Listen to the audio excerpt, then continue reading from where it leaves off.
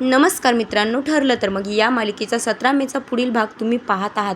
तर प्रेक्षकांनो, इथे सुरुवातीला बघा सायली, पूर्णाजी, विमल आणि कल्पना ह्या ज्या आहेत त्या शुभं करोती प्रार्थना म्हणत असतात. आणि प्रेक्षकांनो, यावेळेस बघा पूर्णाजी बरोबर सायलीच्या मागे उभं राहिलेली असते आणि त्यावेळेस ती म्हणत असते की शुभं करोती कल्याणम. हा जो आवाज आहे तो सायलीच्या कानावर पडतो आणि सायलीच्या कानावर पडता क्षणी तिला असं वाटतं की मी हा आवाज पहिला कधीतरी म्हणजे मी ऐकलेला आहे आणि हा जो आवाज आहे तो अगदी माझ्या जवळचा आहे असं तिला वाटायला लागतं. आणि बघा त्या क्षणी मग तिला पूर्णाजीचा चेहरा आणि लहान मुलगी जी कोण आहे तिचा चेहरा तिला आठवत असतो. म्हणजे तिला आता कळेल का की मीच खरी तन्वी आहे, आता सायलीला स्वतःहून उमगेल का या सर्वांचं कोडं. तर प्रेक्षकांनो, त्यानंतर बघा ती ऐकल्यानंतर मग तिच्या मनात असा विचार येतो की मला असं का होतंय, मग मी अर्जुनशी बोलायला पाहिजे. मग त्यावेळेस बघा ती अर्जुनला बोलण्यासाठी जाते, परंतु अर्जुन आधीच पॅनिक झालेला असतो.